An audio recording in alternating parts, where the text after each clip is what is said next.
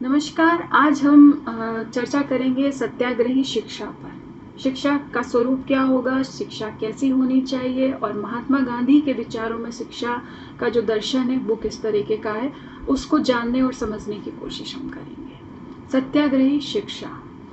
शिक्षा का प्राथमिक उत्तरदायित्व किसके प्रति है, वो किसके प्रति जिम्मेदार है, यह जानना बहुत ही महत्वपूर्ण है। इस सवाल का लगभग सर्वसम्मति उत्तर होगा शिक्षार्थी के प्रति, जो उसे ग्रहण करता है उसके प्रति। लेकिन शिक्षार्थी के प्रति दायित्व का तात्पर्य क्या है? तात्पर्य है शिक्षार्थी में अंतर्निहित संभावनाओं के प्रस्फुटन और विकास का माध्यम होना। लेकिन जब हम कहते हैं कि शिक्षार्थी में निहित संभावनाओं का विकास, तो इसका तात्पर्य क्या है? शेखर एक जीवनी से अज्ञे के शब्द उधार लेकर कहें तो मैं हूं वह मैं हो सकूं। यह हो सकना क्या है और इसके लिए क्या कारणीय है? यह सवाल किया जाना चाहिए कि यदि शिक्षा व्यक्ति की अंतर्निहित संभावनाओं के मूर्त होने की प्रक्रिया है, तो इसके लिए ऐसा कोई पाठ्यक्रम या पाठ्यचर्या कैसे बनाई जा सकती है जो सभी पर एक साथ लागू हो? क्या सभी एक जैसे हैं या होने चाहिए, क्योंकि हर व्यक्ति एक अलग इकाई है। इस एक रूपीकरण का समर्थन लोकतांत्रिक बोध वाला कोई व्यक्ति नहीं कर सकता जो लोकतंत्र में यकीन करता है, बल्कि ऐसा करना यदि वैज्ञानिक दृष्टि से देखें तो प्रकृति के नियम के विरुद्ध भी है। क्योंकि प्रकृति में आप देखेंगे कि हर व्यक्ति अलग है, उसकी अलग आइडेंटिटी है, उसमें अलग अलग तरीके की संभावनाएं निहित है। प्रकृति में कुछ भी ऐसा नहीं है जो एक जैसा है। समान गुणधर्म यानी एक जाति की प्रत्येक इकाई को अपना एक अलग वैशिष्ट्य होता है। एक पेड़ की अनगिनत पत्तियों में से भी कोई भी पत्ती किसी दूसरी पत्ती से पूरी तरह कभी नहीं मिलती है। ऐसा ही मनुष्यों के साथ भी है। कोई मनुष्य किसी दूसरे मनुष्य जैसा नहीं होता। रघुवीर सहाय के शब्दों में यदि कहें तो प्रत्येक व्यक्ति अद्वितीय होता है, और जब वह उसे एक समान शिक्षा प्रक्रिया से गुजार रहे होते हैं तो उसके अद्वितीय होने का अर्थ जो है वो छीन सकते हैं। अगर आप एक ही तरीके के शिक्षा से उसमें देखेंगे कि उसके अद्वितीय जो रूप है वो कहीं ना कहीं हम छीन लेंगे। अद्वितीय होना अन्य से अधिक अधिकारों या सुविधाओं का हकदार होना नहीं है। सामान्यतः हम अद्वितीय या निरालेपन या वैशिष्ट्य को समानता का विरोधी मान लेते हैं। समानता समरूपता नहीं है, बल्कि जहां प्रत्येक की अद्वितीयता सुरक्षित है, वहां समानता स्वयं स्वाभाविक रूप से सुरक्षित हो जाती है। लेकिन हमारी सभी शिक्षा नीतियों का कार्यक्रम कुछ इस तरह की व्यवस्था करता है कि समानता के नाम पर असमानता की आधार भूमि अपने आप ही तैयार हो जाती है। यद्यपि ये कहना मुश्किल है कि वह अपने आप हो जाना या अनजाने होना भी हो सकता है। जब हम ये स्वीकार करते हैं कि प्रत्येक व्यक्ति में अपनी अंतर्निहित कुछ संभावनाएं होती हैं, विशिष्ट संभावनाएं होती हैं, कोई भी समान पाठ्यक्रम कुछ व्यक्तियों के लिए अधिक अनुकूल होगा और उन लोगों के विकास में बाधक साबित होगा जिनकी संभावनाएं उस पाठ्यक्रम के अनुकूल नहीं हो सकती है। स्पष्ट है कि वे लोग इस पाठ्यक्रम के हिसाब से सफल या प्रतिभाशाली नहीं साबित हो सकेंगे और पिछड़ जाएंगे। ऐसा होने में शिक्षा असमानता पैदा करने का एक और कारण बन जाती है।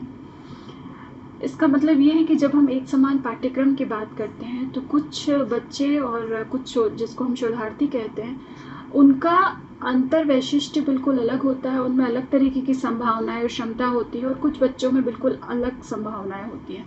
तो जब एक ही समान पाठ्यक्रम होता है तो आप देखेंगे कि कुछ तो उसमें आगे निकल जाते हैं और कुछ उसमें पिछड़ जाते हैं।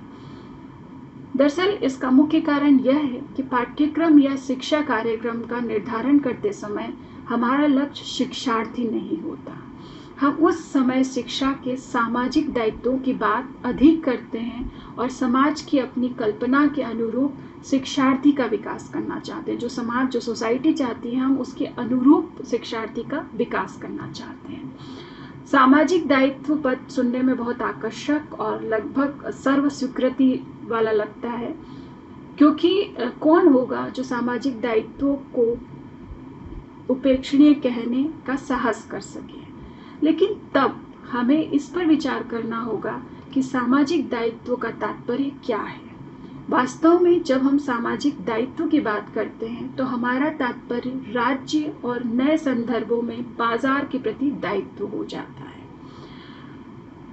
दूसरे शब्दों में हम उस शिक्षा को प्रासंगिक बल्कि सार्थक मानते हैं जो किसी भी व्यक्ति को बाजार और वर्तमान परिस्थिति में उसे एजेंट राज्य के अनुकूल बना सके।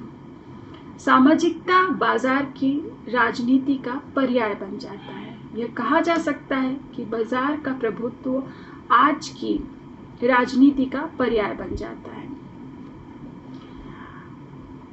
बाजार का प्रभुत्व आज की वास्तविकता है और कोई शिक्षा वास्तविकता से मुंह मोड़कर प्रासंगिक और सार्थक नहीं बनी रह सकती। यह शिक्षा का दायित्व क्यों नहीं है कि वह शिक्षार्थी को हकीकत से रूबरू होना सिखाए, लेकिन तब हमें रूबरू होने के तात्पर्य पर विचार करना होगा। क्या रूबरू होने का मतलब घुटने टेक देना या अपने वैशिष्ट यानी अपनी पहचान को, अपने आत्मसम्मान को नष्ट कर देना है? क्या रूबरू होने का वास्तविक तात्पर्य अपने अस्तित्व, अपनी स्वतंत्रता, अपनी अद्वितीयता का समर्पण है? जब हम किसी व्यक्ति की अंतर्निहित संभावनाओं को उसे बाजार के अनुकूल बनाने की प्रक्रिया में नष्ट कर रहे होते हैं, तो क्या उसे वास्तविक अर्थों में शिक्षा कहा जा सकता है? शायद ही कोई वास्तविक शिक्षा शास्त्री बाजार के प्रति अनुकूल इस प्रक्रिया को शिक्षा कहने वालों की सूची में अपना नाम दर्ज करवाना चाहे। लेकिन दूसरी ओर यदि शिक्षा का नियमन और संचालन राज्य के नियंत्रण में रहेगा तो इस प्रक्रिया से बचाव तब तक संभव नहीं दिखता जब तक राज्य अपने आप को बाजार का एजेंट बनने से इनकार न कर दे। ऐसा होना कम से कम अभी तो संभव नहीं दिखता है। दूसरा रास्ता शिक्षा को राज्य के नियंत्रण से मुक्त करना हो सकता है, लेकिन तब उसके वित्तीय संसाधनों की उपलब्धि कैसे हो पाएगी? कहा जा सकता है कि उसके नियमन और वित्तीय प्रबंधन की जिम्मेदारी राज्य के बजाय समाज के हाथों में हो। लेकिन समाज एक अमूर्त अवधारणा हो गई है और खास तौर पर वित्तीय संसाधन जुटाने के मामले में तो उन पर संपन्न व्यावसायिक घरानों पर ही निर्भर रहना पड़ेगा जो स्वयं बाजार का नेतृत्व कर रहे हैं और राज्य पर शिक्षा को बाजार के अनुकूल बनाने का दबाव डाल रहे हैं।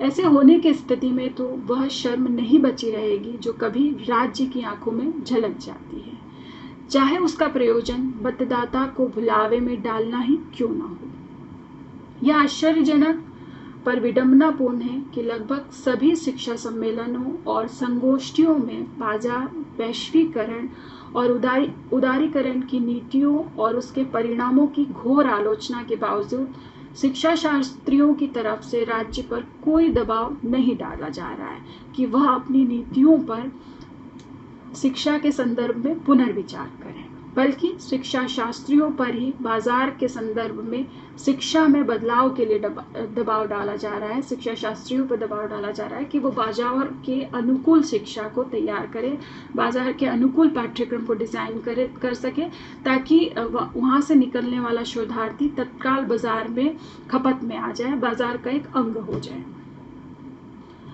क्या ऐसा संभव नहीं है कि यदि राज्य शिक्षा शास्त्रियों के मंतव्य पर विचार नहीं करता तो उन्हें स्वयं को राज्य से अलग करते हुए ऐसे स्वायत्त संस्थानों का विकास और मदद करनी चाहिए जो इस जाल से निकलने के लिए वैकल्पिक प्रयत्न कर रहे हैं। देश में छोटे ही सही ऐसे कई स्वायत्त संस्थाएं हैं जो इस दिशा में प्रयत्नशील हैं।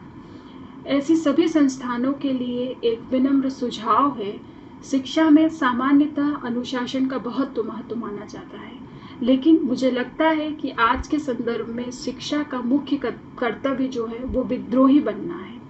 प्रत्येक व्यक्ति का यह अधिकार है कि वह अपनी अद्वितीयता की अभिव्यक्ति कर सके, जो वैशिष्ट्य हो उसमें उसकी अभिव्यक्ति कर सके, कि वह और उसे सिद्ध भी कर सके। लेकिन यदि कोई व्यवस्था बाजार या किसी राजनीति की आवश्यकता के कारण उसे वह होने से रोकती है, तो वह उसके अंदर ऐसी व्यवस्था के प्रतिरोध का सामर्थ्य विकसित करना शिक्षा का ही दायित्व है।